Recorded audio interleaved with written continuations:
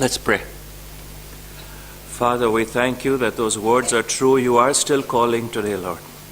We know, Lord, the one who called the angels, who called Mary, who called Joseph, who called the disciples, Lord, you still call us today. We thank you, Lord, for that privilege, for that love that goes on all these years. Lord, and I pray, Lord, for each one here that our hearts would be receptive, that we would hear that call, Lord, this morning, and that we would respond as you lay on our hearts. This is our prayer in Jesus' name. Amen.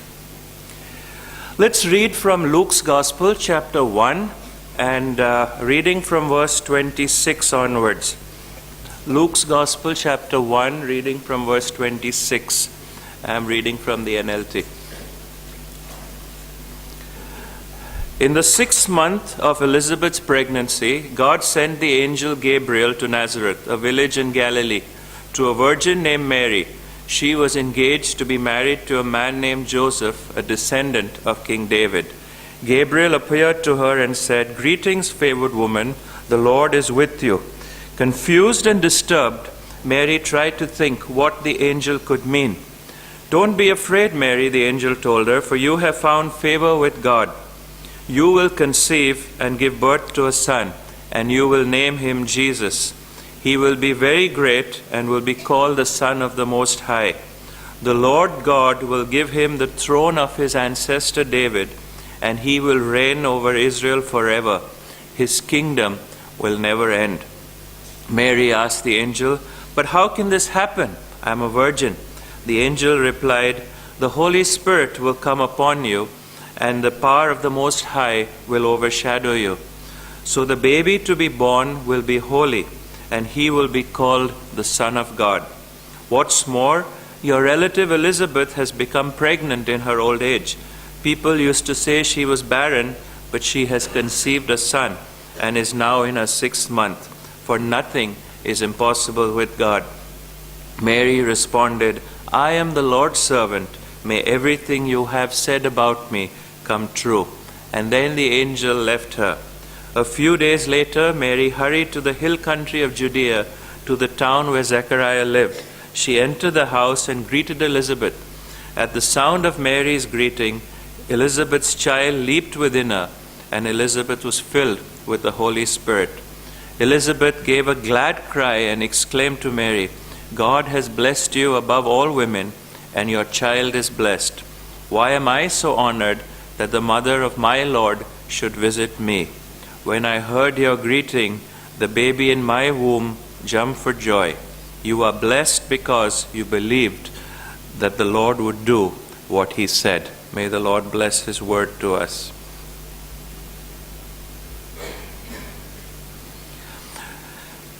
One theme that has been coming to me over the past few weeks, I should say, has been really this passage about Mary.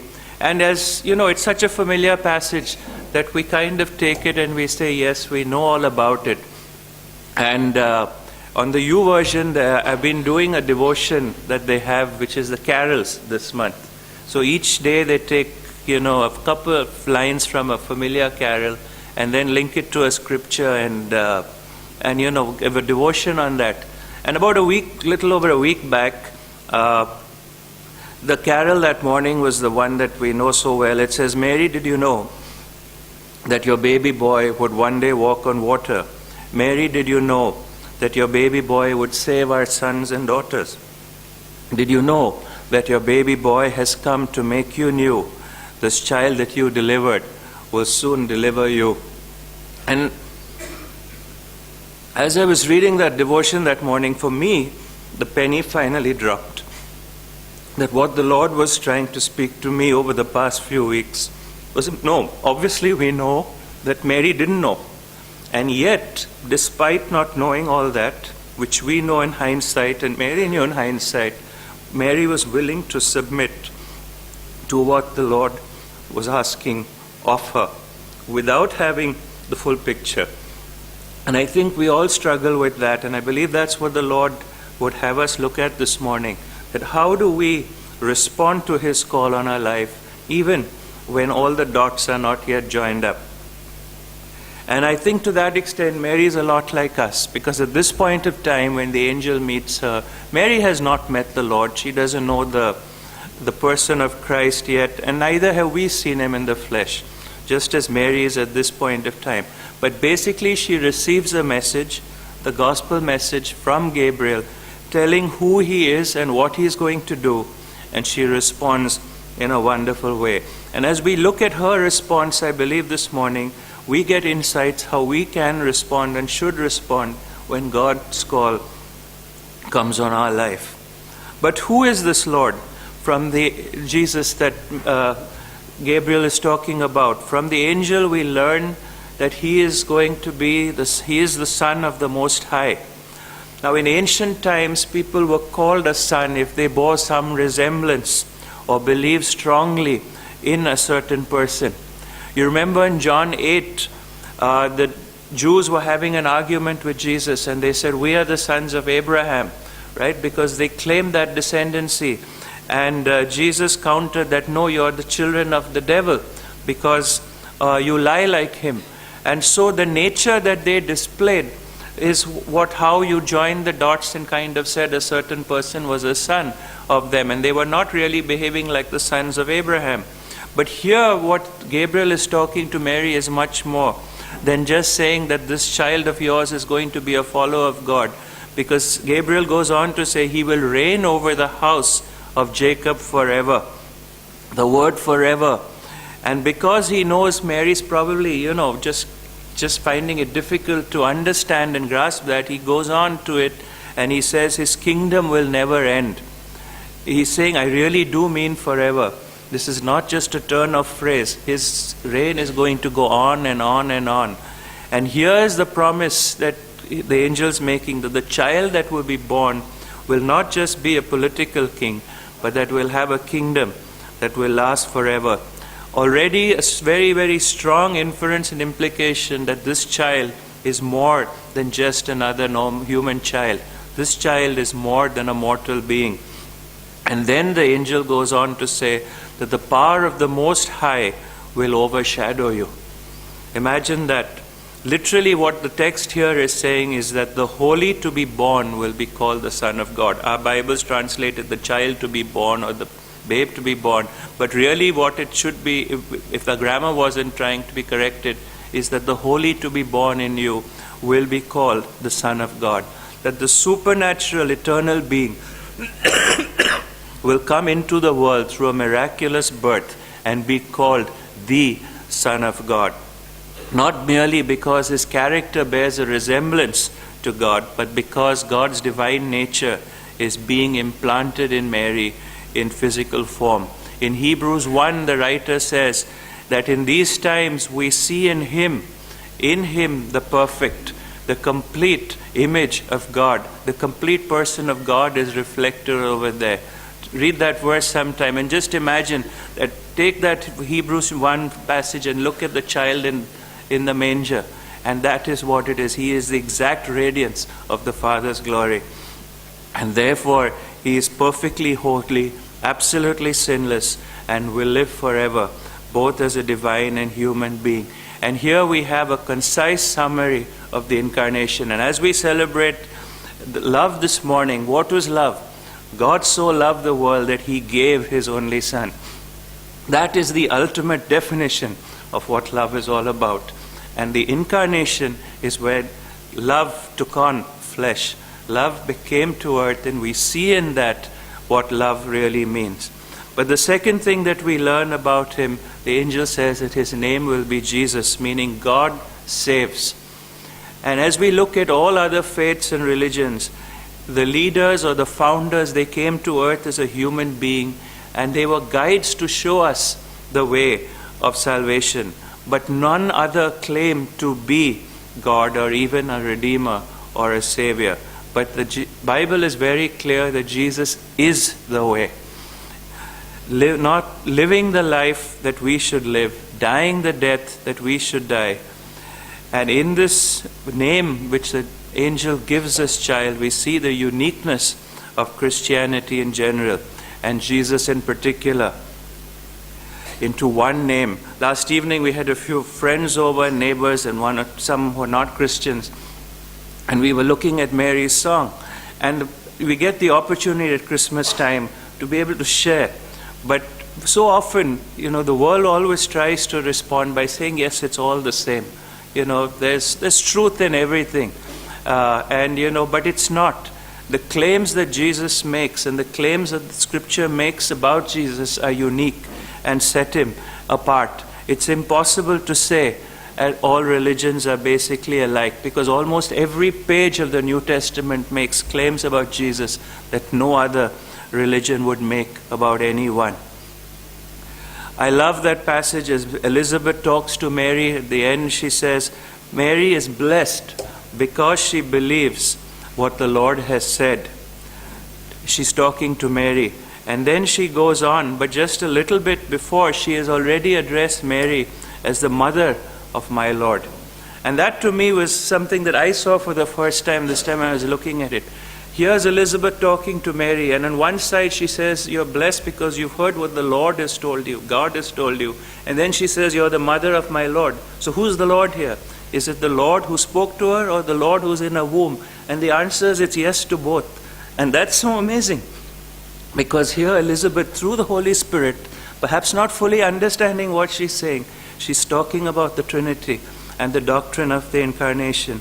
That Mary's yet unborn and even unconceived child is the Lord who also sent her the message about the unborn child. And she's making a huge and striking claim. And understand that in the context of the Hebrews, this was something that was very, very difficult to grasp. We have the benefit of 2,000 years of history. So we've got used to this concept. But for them in that time, it was something that the Jews just couldn't get their head around. That God, who was so transcendent, could take on a personal form.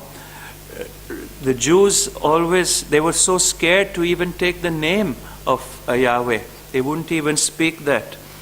And when the Bible talks about Jesus as being divine, it's not saying that he has a divine spark that is found in a sense in everyone, but that he is divine and that the person of God himself, he is God himself. God was not an impersonal force for the Jews like we have in the Eastern religions, but he was a unique, personal, infinite, immanent yet transcendent, eternal creator who existed before and above all things. And when Jesus is being called God, those attributes are being applied to him. And yet it's the basis of what Jesus believed about himself and what is taught about him. And it underlies everything that we believe. That he is one with the eternal God, the unique creator God who has now taken flesh. And hence is the ultimate revelation of what God is to each one of us. And this is something that we can't take away. And this is something that completely differentiates Christianity and the claims of Christ from all other faiths. C.S. Lewis said that either we accept that Jesus is who he said he was, or we have to say that he was wrong. But we can't simply say that he was a good person and we take his truth without taking the claims that he made. Because as C.S. Lewis said, either he was who he said he was, or he was more loony than a scrambled egg. And that's really it is. We can't step aside from that. And I find in interactions that I have with other people, people will always try to sort of get over this, because this is where it comes down to the wire. Because if we accept the claims that he made, then we have to also accept the claims that he makes on us. Because if they are true, then there's no other alternative but to bow the knee to him. And I think most of what we see around us, all the efforts to sort of discredit, to take away from creation, etc., are basically because as humans we know that if we accept those, then the inference then is that we have to also bow the knee. And we don't like bowing the knee. And so the Annunciation, the announcement of Jesus' birth, pushes the exclusivity of Jesus in our face, and it demands a response. It demanded a response from Mary, and it demands a response from each one of us. And I'm sure it was a shock. We know that it was a shock to Mary. Today again we live in an age where Unfortunately, for many to have a child out of wedlock is no longer something that's even unusual. But in that culture, for her as a young teen, is something that would have been completely unbelievable. So beyond the theological questions that Mary had, there were the huge social implications that coming from a poor peasant family, we know that when they went for Jesus' circumcision, they took 2 turtle doves, which was the offering for the poorest of the poor. And coming from that culture, Mary knew that she would now be living with this stigma for the rest of her life. Just imagine what it would be, a disgraced, pregnant, unwed mother, and yet today one of the most famous women in the history of the world. But what was that turning point? What took Mary from that to that is the response that Mary had to the angel's message. And there are 4 things that I believe the Lord would have speak to us this morning through Mary's response to the angel's message.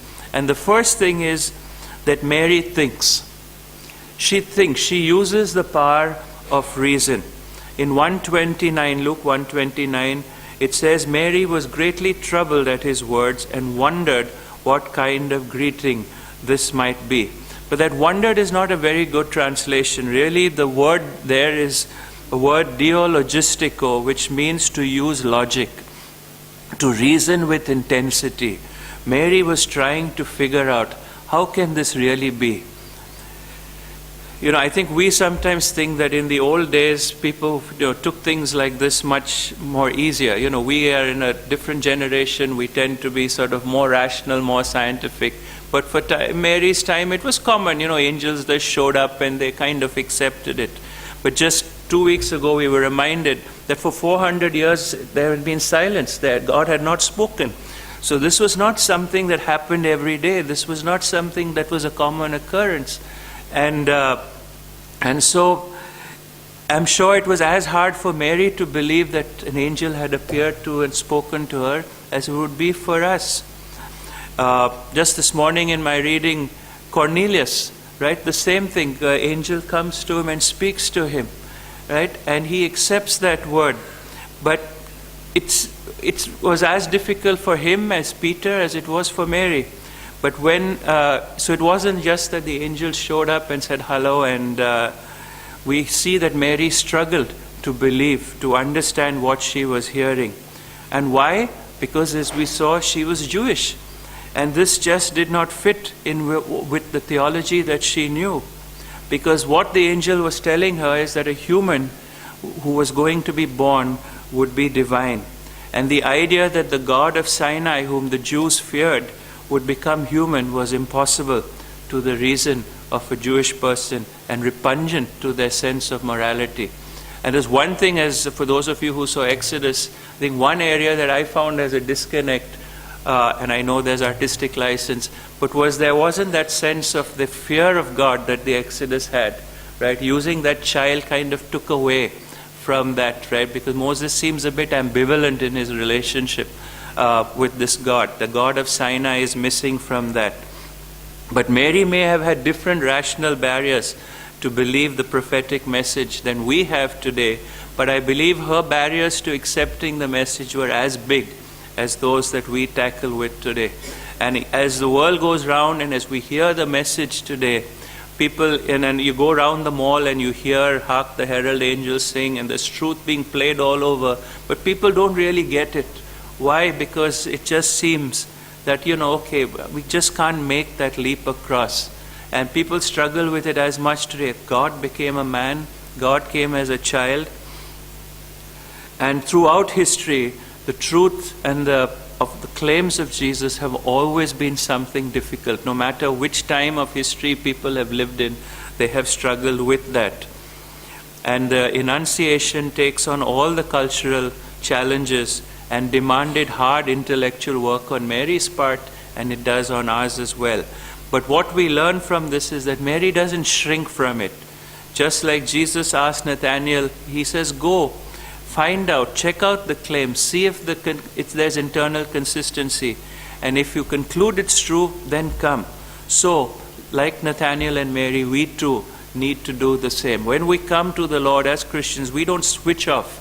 We don't switch off our intellect. We don't have to feel that we can't go to God with our questions. He is much bigger and far capable, and He delights to make Himself known to us. And so the first thing that I learned from this that spoke to me was that Mary thinks. But the second thing that is there is that she expresses her doubts openly. She says to the angel, "But how can this be, since I am a virgin?" She's not credulous. She doesn't say, "Well, since you're an angel, so I accept it." No, she says what any rational person would say, an openly expressed doubt to the angel. There's a practical challenge over here, she says, because I'm a virgin. And there's a willingness to be honest about her uncertainties and doubts. And there are two kinds of doubts. There are honest doubts and there are dishonest doubts. Dishonest doubts are those that are proud and cowardly. When we say, "Oh, what a crazy idea," and we walk away from it. Or we say, "Oh, that's just stupid," right? We don't think about it when we really don't want to make the effort, and we just rule it out. It's an assertion actually, not an argument. But honest doubts are humble because they lead us to ask questions, which makes us in turn vulnerable. And Mary's question actually asks for information and leaves her views open to the possibility of a good answer that would cause her to shift her views. And I'm grateful that she asked that question, because she had never raised that voice of doubt. The angel would never have spoken one of the greatest statements of the Bible. What is the answer to her? Nothing is impossible with God. Nothing will be impossible with God, as the ESV says. And aren't you and I grateful that she asked that question? Because how many of us have held on to that word when we're in situations where it just doesn't seem to add up, and we remember God brings that scripture to mind, that with God nothing is impossible, or nothing will be impossible with God. And the only reason we get that extra revelation is because Mary doubted. So beloved, let's not be afraid to raise our honest doubts and fears. Our God is big enough and He delights in answering them. But the third thing is that Mary surrenders completely. And this is what, as I shared, is really where the penny dropped for me. Eventually this must happen. After she hears that nothing is impossible with God, Mary makes a move.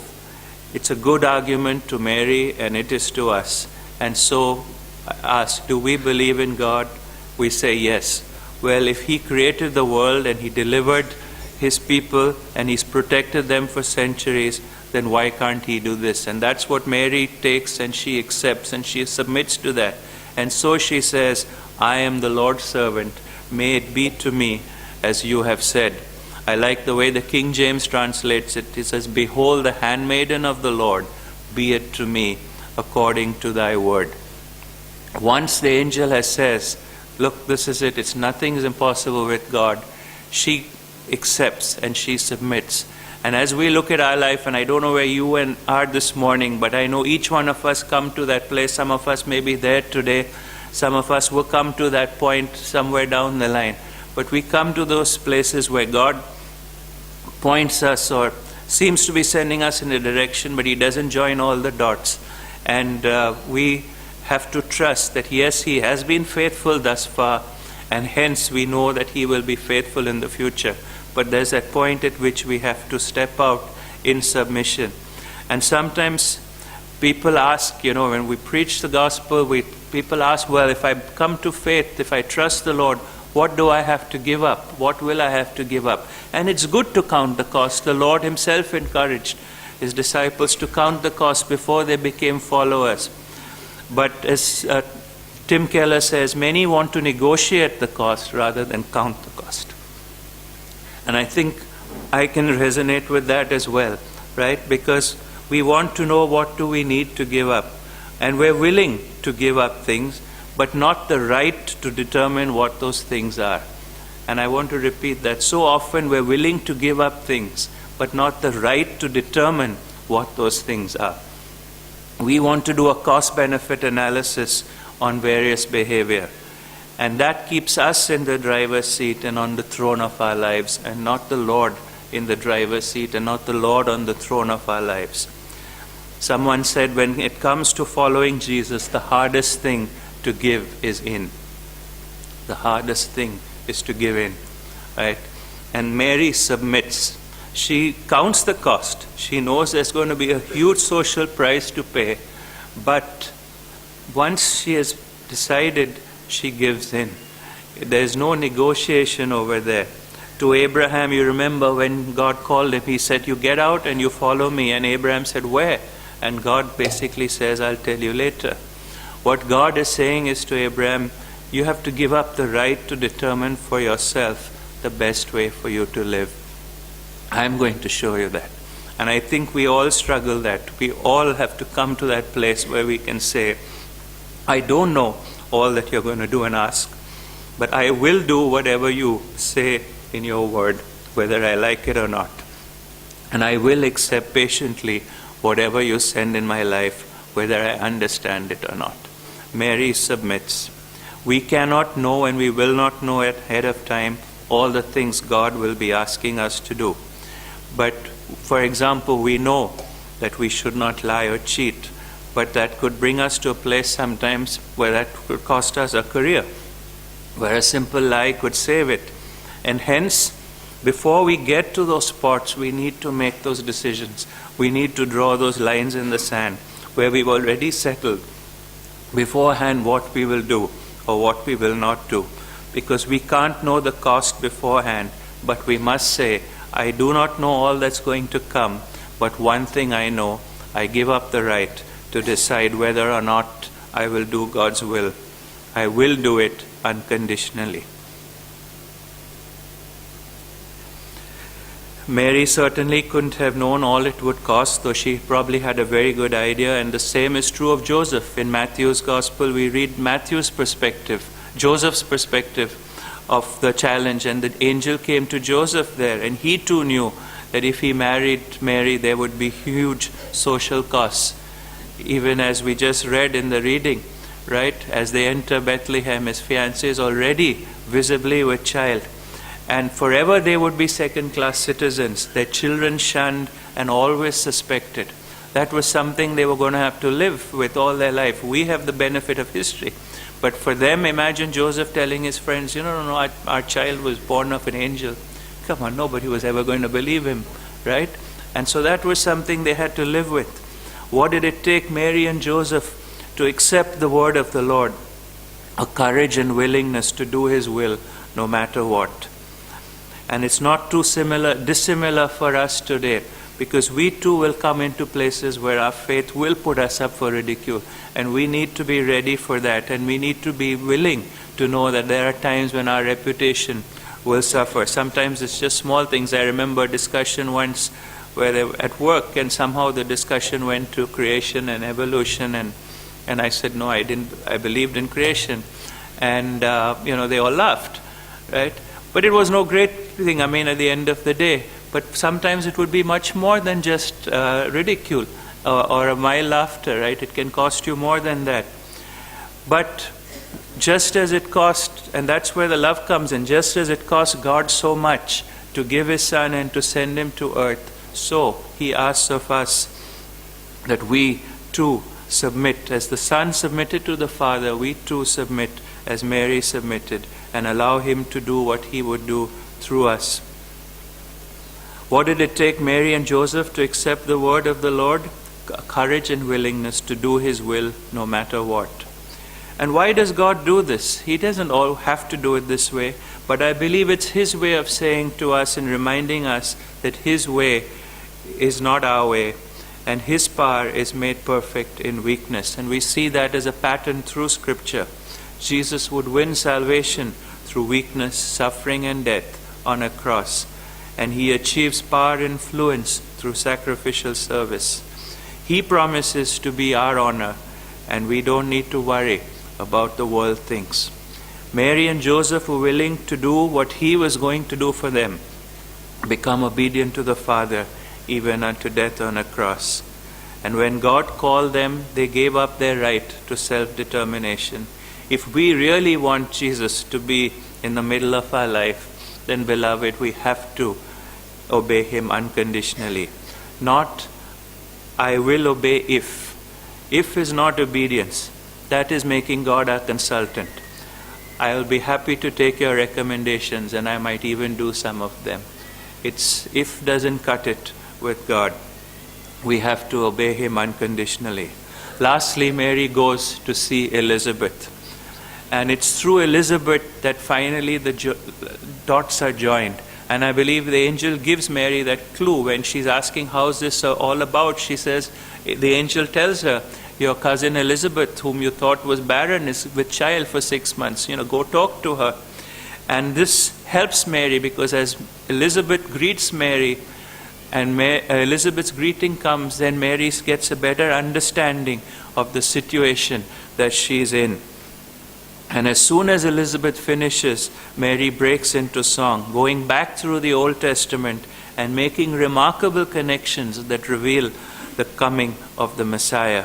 The Annunciation is not a contradiction of biblical faith, but the fulfillment. But all this is because she visits Elizabeth. And you and I too need community. We too need those people in our lives that we can reach out to and that we can touch base with.